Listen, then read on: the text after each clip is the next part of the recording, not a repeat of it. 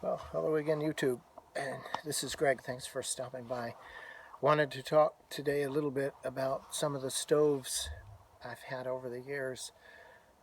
It occurs to me that there are a couple of different circles that take me out into the woods. Starting when I was a little guy, going out in the woods with my grandfather with an oilcloth tarp, canteens, fire equipment, and rope, and a knife was just the coolest thing. Later on in the Cub Scouts and Boy Scouts and in my college and career years, I've had the opportunity to go hiking on trails in Central and South America, North America, Asia, and climb on mountains in 6 of the 7 continents and a couple of the 8,000 meter peaks in Asia. And in all of those settings, the central theme was a need to cook and heat water. And so I'm going to turn this around and I'll show you some of the cook stoves I've collected over the years. It occurs to me that they fall into a couple of different categories. So I'll start with having a look at some of the solid fuel stoves from yesteryear and into the modern age, a couple that I've just discovered, some liquid fuel stoves, and my favorite little gas stove. So hang on just a minute, let me crank this thing around and we'll get started. Okay, let's see, this looks like we're in the sunlight. Hopefully I won't cast a shadow on it. This first little stove in the center of the screen is a Boy Scout stove from the 60s, and inside of it is a little trioxane tablet. And if you ever have one of these things, this stove is over 50 years old, and the reason it looks relatively new is that I always kept a piece of tinfoil down there to catch the residue from the solid fuel trioxane tabs that we used. We took this one on the Appalachian Trail and the Pacific Crest Trail. It was very utilitarian on the PCT where you couldn't have real fires, and it was lightweight. This little guy is one that I made off the CNC machine out of titanium. It's a little folding stove that just takes twigs and stuff. A little cotton round soaked in lighter fluid with some beeswax on it will cook the thing off. And the awesome part about this is it takes nothing to keep a fire going. The downside is you have to keep feeding it with twigs to keep it going. And it takes probably 5-10 minutes to boil 2 cups of water if you need to. This is a little stove I found when I was in Japan. It's called a Gasification Stove. The burning materials go down in that chamber. It gives off various gases that are also flammable that get sucked underneath. They come out those little vents, and it has a secondary bloom that will get started. Wow, and this thing burns really hot. Downside is you have to keep feeding it with twigs and stuff, but it will boil 2 cups of water in 2 to 5 minutes. And it all fits in this little JSI cup, cook cup. Next we'll move to the liquid stoves. This is one that we used on the Appalachian Trail. This is a 100-year-old, nearly 100-year-old, about 80-year-old Swiss Army surplus alcohol burning Trangia stove, and it's a little canteen cooktop thing that once you have the stove going, you can put it on top and then put a canteen cup on there or whatever you want to do.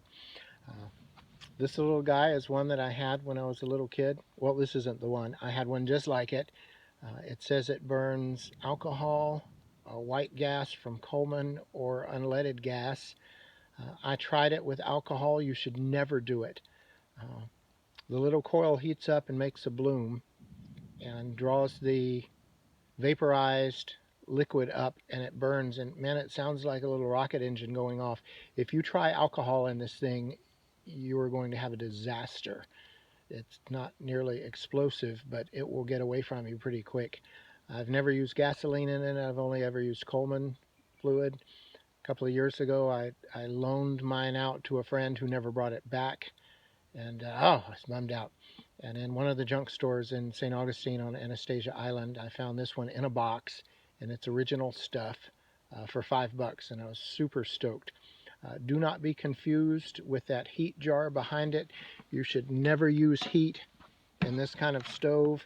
However, heat does work really well. You can get it at the auto parts store, and I think you can get a 4-pack of it for 10 or 12 bucks. And it works great for the alcohol stoves. Burns hotter, doesn't have water in it. As far as the liquid stoves, it's hard to beat it for the space that it doesn't take up and the weight of it. I have gone online and made the cat food can stoves and the Coke can stoves. And you cannot beat those things for the weight. The problem is that if you set your pack on something and a rock or a stump hits it, they're going to mash down. I did go to Walmart and get 2 cheap aluminum water bottles, cut them open with a bandsaw, and made one out of them. They weigh just an ounce or 2 more than the cat food variety. Well, they probably weigh twice as much as a cat food can stove or the Coke can stove, but you can stand on them. I weigh about 170 pounds, and I can stand on it and jump my weight up and down and not crush the thing. These next 2 stoves are Coleman single burner. In my gear room, I do have a 2-burner stove from back in the day that you pump up. I have the 2-burner dual fuel stove. This little green one was new in its day in that you could supposedly use 2 different fuels in it. You could either use the white gas from Coleman or you could use unleaded gas with it. I tried the unleaded gas, and the little rod thing that's in the middle of it called the generator that delivers the fuel to the flame would get clogged up, and they're a pain in the neck to clean. And I would give up and just buy a new one, and after that I quit putting unleaded gas in them. At some point after I had purchased this thing at our Reynolds hardware store in Pensacola, which was also kind of our outfitter back in the day, because a typical classic family-owned hardware store, they had a recall of them. I don't know what the deal was. They worked fine for me, but Mr. Reynolds said if I would bring it back, he would order me one of these as part of the recall. And so I brought it back, and he gave me this one, and he says, you know, they're just going to destroy these things. You can have this other one back too if you like it. And so this was the newer version of the dual fuel. I have never put gasoline in it. The original one came in a little Coleman cook set that had a pot with a handle or a little fry pan. I've never cooked in it at all. It's mostly just been a little metal box, and we did carry this thing on the Appalachian Trail. Not the lightest thing, but when the weather is really bad and the wind is awful, these work. And they don't blow out like alcohol stoves. They're not fraught with leaking all over stuff like these guys. Well, these were the quintessential stoves for my grandpa and I and myself. I've taken one or both of these to Nepal, to South America. I've been all over the world with these 2 stoves. And the only thing I've ever had to replace is in the little silver one. I had to replace the pump mechanism for overuse. And then the last category are the gas stoves. And I don't know which of my gear packs has my Msr Pocket Rocket. This isn't it. This is a Chinese knockoff for 9 or 10 bucks. I've kind of kept it as a backup. It's kind of cool because it has a little piezo igniter thing, and it just screws on top of your gas can, and away you go. I prefer the Pocket Rocket at about 35 bucks to this one at 9 or 10 bucks. There's another company that makes a knockoff of these things that weighs even less, that probably you can get for $8 or $9 on the internet. I've had my Pocket Rocket since the first year they came out, have never had any issues with it. As far as liquid stoves, I do also have the old Msr Whisper Light, but I couldn't find which part of my gear room I had it tucked away in. And really for cold weather and high altitude, it's hard to beat these things.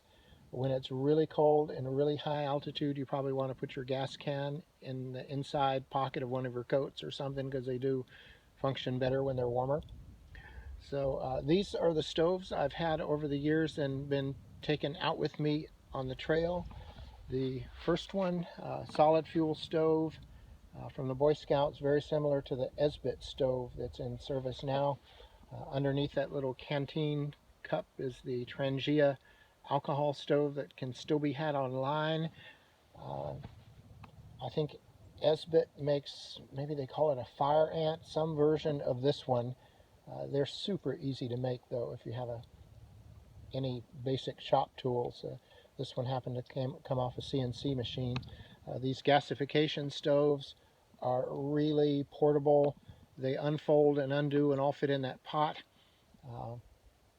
This little guy, you're never going to find one of these. I was shocked and amazed to find one in the junk store in St. Augustine, though I did see a video where Bob, I don't remember, 808 Night, has a YouTube channel. I run into YouTube videos with he and Kenneth Cram that I don't know if Bob and Ken are famous, but they're very, very well known. And he found one of these things and took it out in the woods and has much better camera skills than me and is vastly more entertaining. You should go check out Bob Knight and Kenneth Cram for their YouTube channels. Liquid stoves. Gosh, I still use these two Coleman stoves. I cooked breakfast on the silver one this morning. And for just ease of use and dependability, it's really hard to beat the Pocket Rocket and its analogs. And this one happens to be some knockoff from the internet. But you can get them cheap, under $35. The Oriental ones you can get for easily under $15, and they work great. So these are the stoves. Thanks for stopping by, and we'll see you the next time.